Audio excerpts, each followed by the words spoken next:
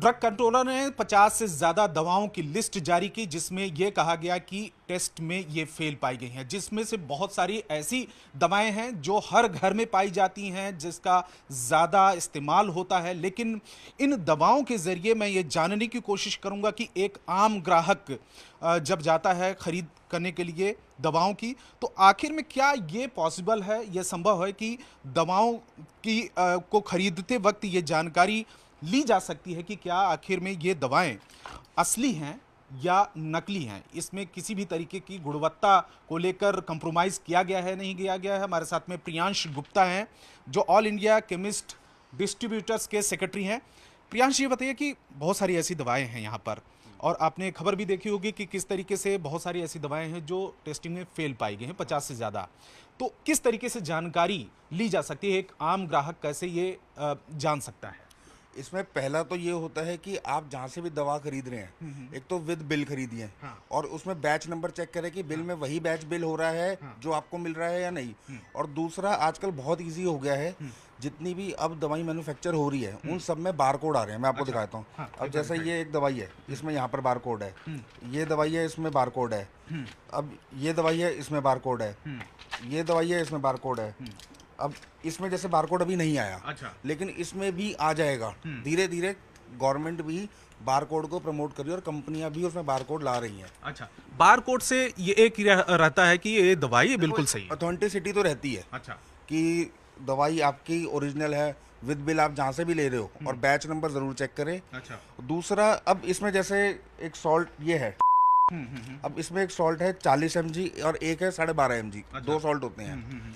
अब इसकी जो गुणवत्ता है, जैसे जहाँ भी लैब में होती है, अगर इसमें 40 लिखा है तो वो 39 भी नहीं होना चाहिए। अच्छा। अगर वो 39 भी होगा तो उसको जो वहाँ से भी चेक होती है वो वहाँ पर उसको अनफिट कर देंगे। अच्छा, तो इसका मतलब 40 का मतलब 40 होना चाहिए, ना 39 होना चाहिए, ना 41। ये एक तरीके से जो बारकोड होता है हर दवा पे। लेकिन सबसे बड़ी बात यह है कि अभी देश में बारकोड हर दवा पर नहीं आ रही। कितनी फीसदी दवाओं पे अभी बारकोड है? 20 से 25%। अच्छा, 20 से 25% दवाइयों पे बारकोड है अभी। अच्छा। और दूसरा, एक तो बारकोड देखने जरूरी है, और दूसरा ये कि बिलिंग क्या चक्कर? आप जो बिल लें वो एक तो बैच वाइज बिलिंग लें। हाँ, आप कहीं से भी दवाई खरीद रहे हैं, उसमें चेक करें कि जो आप दवा खरीद रहे हैं वही बैच आपके बिल पे बना है या नहीं बना। उससे भी आपको ऑथेंटिसिटी का फर्क मिलेगा। अच्छा। और जहाँ से भी ले, थोड़ा सोच समझ के लें। और अगर वो आपको बिल दे रहा है तो आपका 90% इश्यू तो वहीं क्लियर हो जाता है कि बिल, अगर कोई दवा विक्रेता आपको दवाई के साथ दे रहा है तो इट मीन्स कि वो ओरिजिनल है।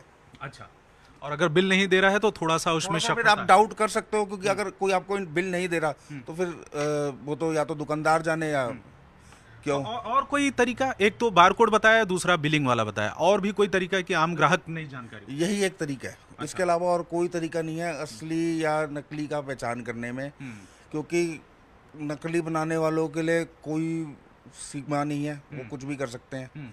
बस एक ये बारकोड वाला है कि जो आप बारकोड स्कैन करो आपको पता चल जाएगा असली है नकली है। क्योंकि बारकोड तो कंपनी ने खुद बनाया, उसमें कंपनी का ही पेज खुलेगा और वो कोई भी आसानी से हैक भी नहीं कर सकता मेरे ख्याल। अच्छा, दूसरी बात यह है क्योंकि आप लोग तो बहुत लंबे समय से ये इस कारोबार में हैं, किस तरीके से लूप होल्स आप समझते हैं कि नकली दवाएं असली दवाओं के बीच में नकली दवाओं का इस्तेमाल किया जा रहा है? देखो, इस चीज़ का हमें खैर इतना ज़्यादा आइडिया नहीं है। अब नकली और असली में तो बस फ़र्क यही बता सकते हैं हम। अब नकली के लिए तो वही कर सकते हैं जो बिना बिल के दे रहे हैं, क्योंकि नकली का मेरे हिसाब से तो ऐसा कोई आज तक कोई कानून ऐसा नहीं बना कि नकली का भी बिल आ जाए। अच्छा, मतलब एक प्रॉफिट लेने के, ज़्यादा से ज़्यादा प्रॉफिट लेने के चक्कर में आप असली दवाओं के बीच में नकली दवाओं का भी कारोबार बहुत सारे मार्केट में होता है। जो लोग करते हैं वो शायद कर सकते हो। अच्छा, तो ये देखिए बहुत सारे ऐसी दवाएं हैं।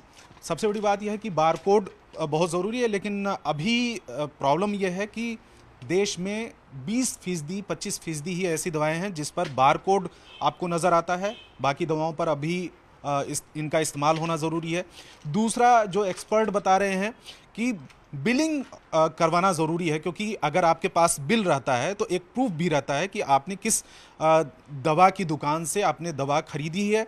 तो जो दवा का विक्रेता है उसके मन में ये भी रहता है कि किसी भी तरीके की इसमें आपको वो डाउट वाली बात नहीं रह जाती है। तो बिलिंग और बारकोड दो सबसे बड़ा चीज़ है कि इसमें इसका इस्तेमाल हो, और उसके ज़रिए आप बैच नंबर भी उसमें चेक कर सकते हैं ऑनलाइन जाकर।